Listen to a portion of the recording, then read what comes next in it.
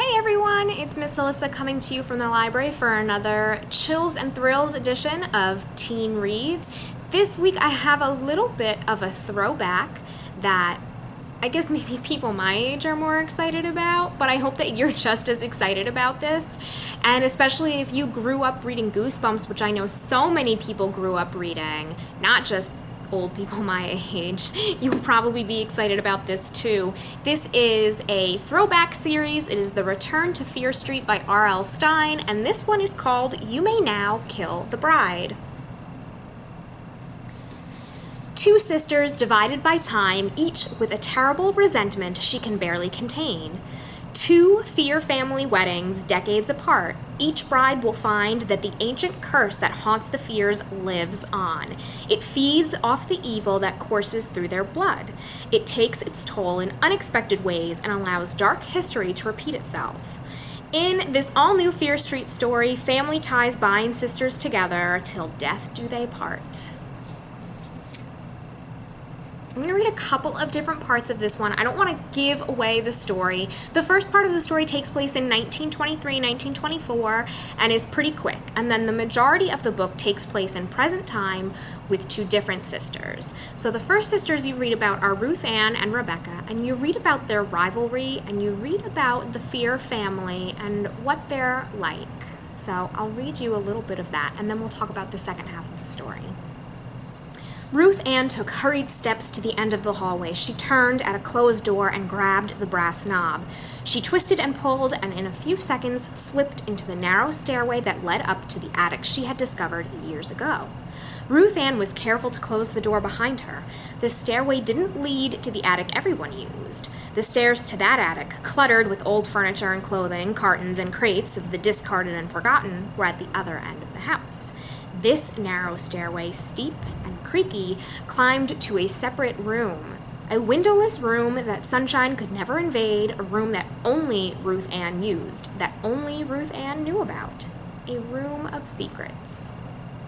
Her heart was racing when she reached the top of the stairs and stepped into the warm darkness of the tiny space. Her hand found the kerosene candle lighter where she had left it, and a few seconds later, 3 flickering flames at the top of the long, slender candles lit the room. Ruth Ann waited for her eyes to adjust to the darkness. The candle flames danced and sent shadows pulsing over the long ceiling.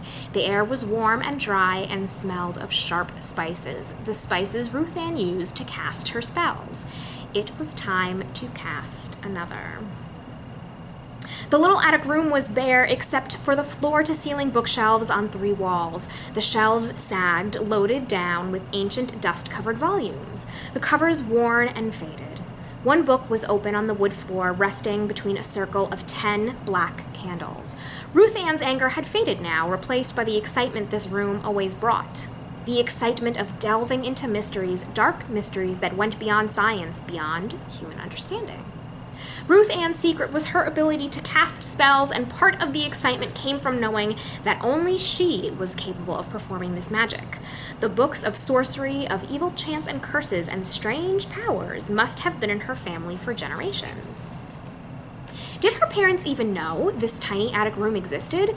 They had inherited the house after her grandparents died, yet this room remained untouched. Did they ever explore up here? Did they know the powers the Fears could possess if they used the instructions in these old books? Ruth Ann had discovered the room by accident one afternoon when she was 7 years old. An intense game of hide-and-seek led to her running to the end of the hall. She could hear her friends' approaching footsteps and knew she had only seconds to hide. The narrow door caught her eye. Seconds later, she was up in the hidden attic, gasping for breath, holding onto the wall, leaning over the stairway, and listening for her pursuers. They didn't come. She heard shouts and more running footsteps, but no one tried the door. No one found her. She began to breathe easy. This was her secret place, she realized. Her secret hiding place from the world. Years later, she had the curiosity to pull out some of the old books on the shelves, dust them off, and read what they offered. The history of her family was up here. Did her parents even know any of it? Did they know about the Fear's arch-enemies, the Good family? Ruth Ann had never heard anyone mention the Goods. The two families had hated each other since the early days of this country, since colonial days, since the burning of witches and lives ruled by all kinds of dark superstitions. Ruth Ann read of the hatred, of the curses the two families cast on each other, of the murders that were carried out, all in the name of an ancient family rivalry. The stories made her feel cold all over. The history of my family is so strange and so evil, she thought. And that was before she began to comb through the spell books, before she learned of the sorcery that her family had learned, powers that even she could master with enough practice and study. She read the spells, she memorized some of them, she practiced a few harmless ones just to see if they would work. She made rabbits dance in a circle in her backyard. She made squirrels chase a dog down the street. She didn't try a serious spell until her 16th birthday. Okay, so that's the beginning of the story of Ruth Ann, and a little bit into it, her sister Rebecca. And of course, this is a story about weddings. This is a story about sisters, of rivalries, of envy. And then you start to read the story of Marissa and her sister Harmony, which is the one that takes place in the present. And you learn about how what happened in the 1920s has an effect on what happens in the story today. And then the stories start to cross over and blend, and it's very interesting.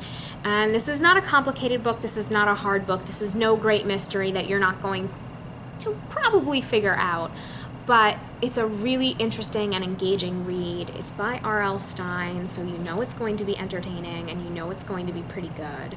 And I had a really good time reading this. I kind of had an idea of what happened, but I wasn't entirely correct on the details, which I thought were pretty interesting. There were some pieces that I thought were left unanswered that maybe should have been left answered, but nonetheless, it was still an entertaining read, and that is why it ends up on our list of great chills and thrills books for spooky reads in October. So if you want to check this out, it is available here at the library right now for curbside pickup. If you need other book suggestions, don't forget to look for my email on our homepage. I can help you find some books, or to fill out our book match form, which is at the top of every page on our website, and I can help get you set up with whatever books you're looking for. That is it for me today, and I will see you all next time. Bye!